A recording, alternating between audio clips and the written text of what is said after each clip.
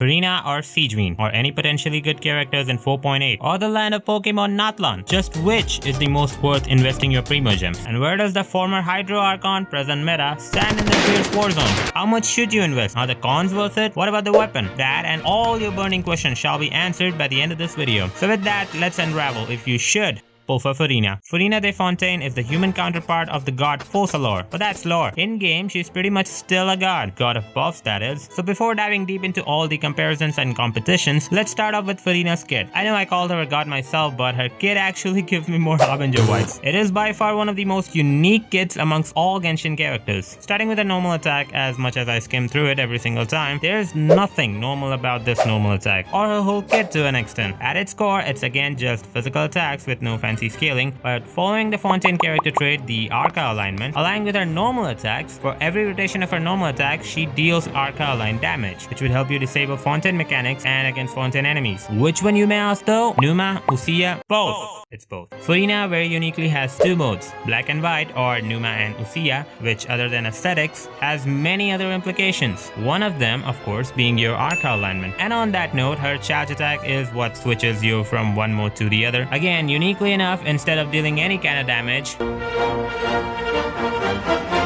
any meaningful damage, it only switches your current mode. Next, her elemental skill again have two effects, again depending upon her alignment. On the Usia alignment mode, which you'd be using most of the time, she deals a little bit of AoE hydro damage and summons the three adorable little namely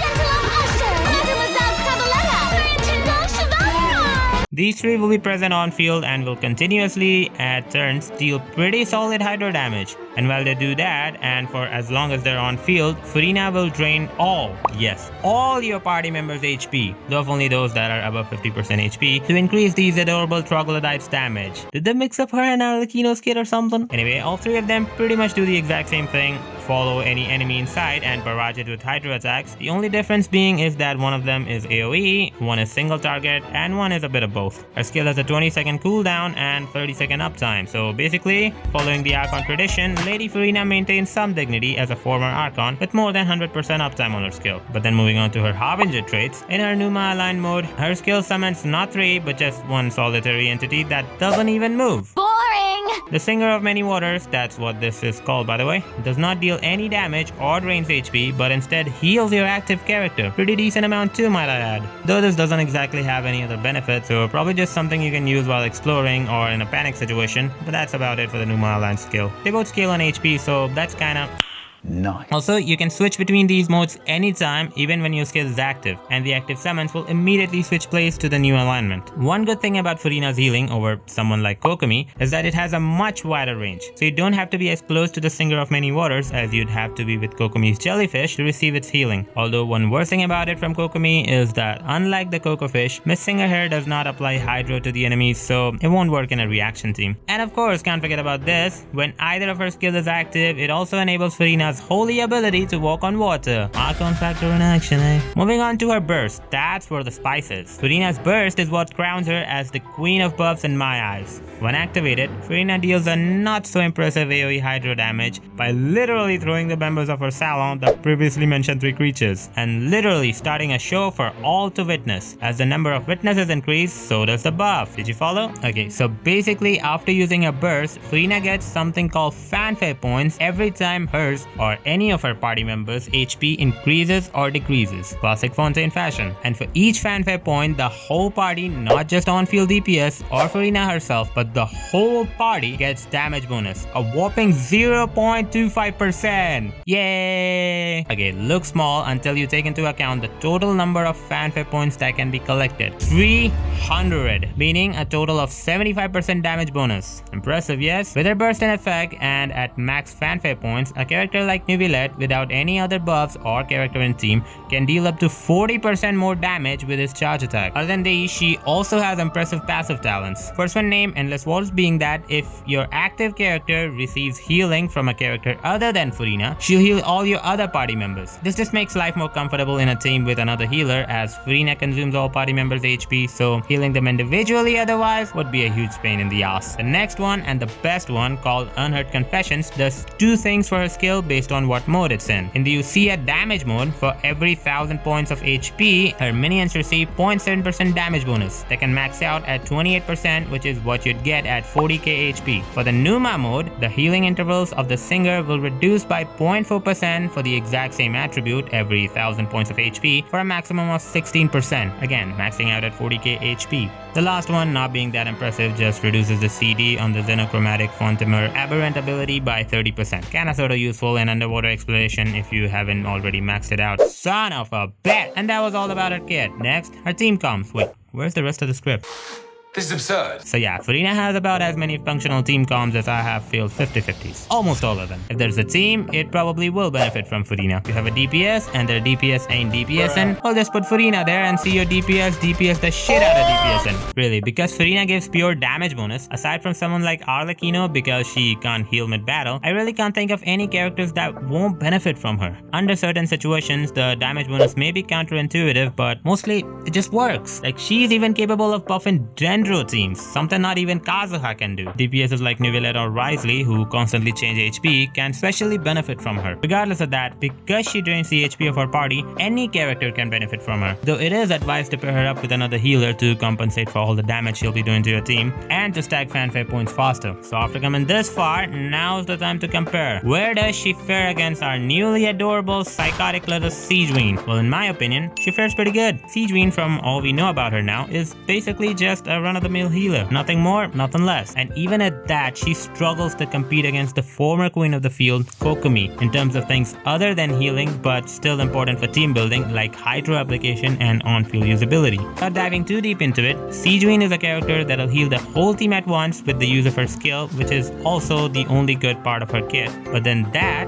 ironically enough, makes her an excellent match for Furina. Because Furina is someone who buffs the whole team based on the change in HP, majority of her team comms run an additional healer. And due to that, it revived the hype for the Grandmaster of Knights of Favonius Bakery, Jean. Due to her ability to run both Verdes and Werner set, and the ability to heal the whole team at once, made Jean and other characters like her, like Baiju, a great pair for Furina team comps. And of course, due to that reason, sigewinne gets that spot too. You know, my brother once told me, and nothing someone says before the word but really counts. But sadly, that's about all there is to her. Sigewinne cannot work that well in most other situations. The best way to use her would be in a double Hydro team with Furina and other skill-based damage dealers like Fischl or Nahida due to the existence of one of her passives, but overall, she won't even work with Neuvillette. I mean, she would work, but the benefits you'd be losing by removing a different element character and going triple Hydro or, God forbid, swapping Furina won't be in your favor. Sigewinne isn't a bad character by a long shot, but next to a powerhouse like Furina, I'd have to go with the skills here. My recommendation would be, if you don't have Furina and you don't particularly want to go for sigewinne, you should go for Furina. Of course, anything I say is something you should consider only in case you wanted both. If you just wanted sigewinne, if you just like her kit or her character for any other reason, the most important thing about enjoying a game is doing what you like. So in that situation, go blindly for sigewinne. But what if you already have Furina? Should you go after her cons or sigewinne at that point? Now this is getting interesting. Much like with any other character, Hoyo formula is working strong here by making C1 and 2 by far the most worth constellations on both characters. My advice as a free-to-play, I would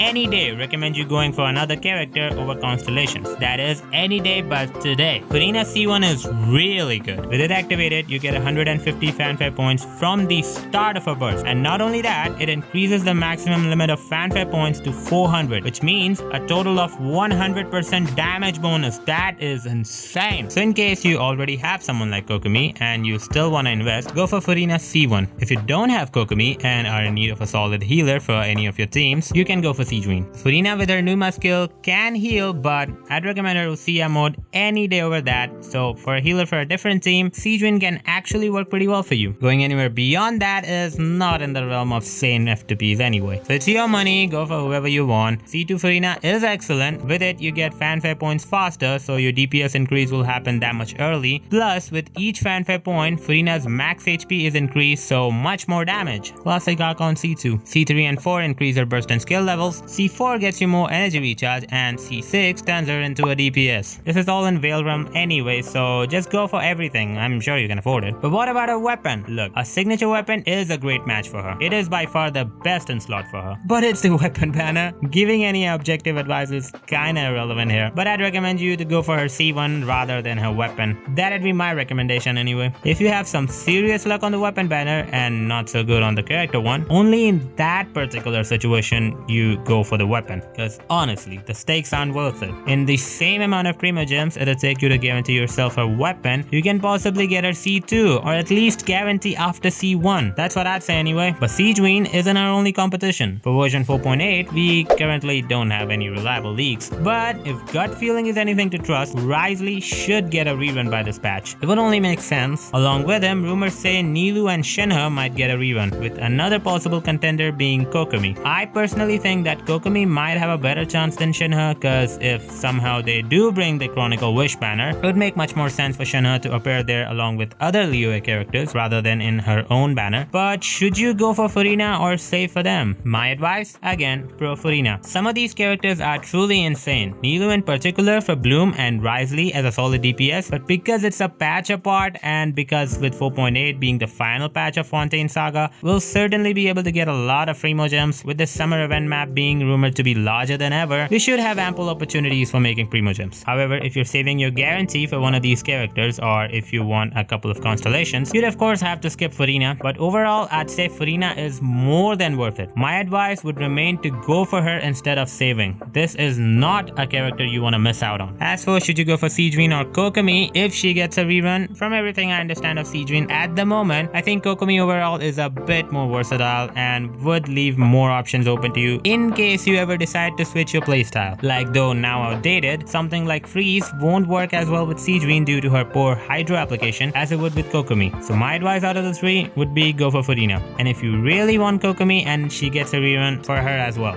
And of course, can't forget about Natlan. So should you save for it? Bro, it's 2 patches away. You can farm Primo Gems. Go for Furina. I'm telling you, this character is broken and you should not miss out on her. Save afterwards. I guarantee you, you won't regret it. So that was my view on Furina's pull value in 4.7. If you decide to go for her, here's a quick guide on how to build her. Go for the Golden Troop set as it is by far the best for her. Get a decent crit ratio and stack as much HP as possible with some decent energy recharge. For weapon, of course, her signature weapon is her best in slot, but has free-to-play options too. If you're a grandpa, congratulations! That old stick in your closet finally has some use. Festering Desires, an event weapon from version 1.2, is by far the best free-to-play option for her, as the passive just gives you a ton of crit rate and damage for her skill, just made for her. But don't be sad, you Zenzi twerps. The whatever you call it. This pipe is the second best option for her that you can get just by fishing. Yeah boys, round 2. Lacking the crit damage but with additional energy recharge, this is about the best you can use without investing money. And that was everything I had to say about Furina. And of course, I made my opinion very clear. I think you should pull for Furina. If you think otherwise, well, clearly you're wrong. But now you should go for whoever you like the most. But if you listen to me and have made up your mind, then go pull for her. Thanks a lot for watching. Leave a like if you enjoyed this video and or found it helpful. A special shout out to Alex, Freck and Blazer for their invaluable support with the making of this video. Truly invaluable. I'll also be pulling for Furina live on this very channel, so subscribe and join me for my next live stream right here on YouTube. Thanks again for watching and I'll see you next time.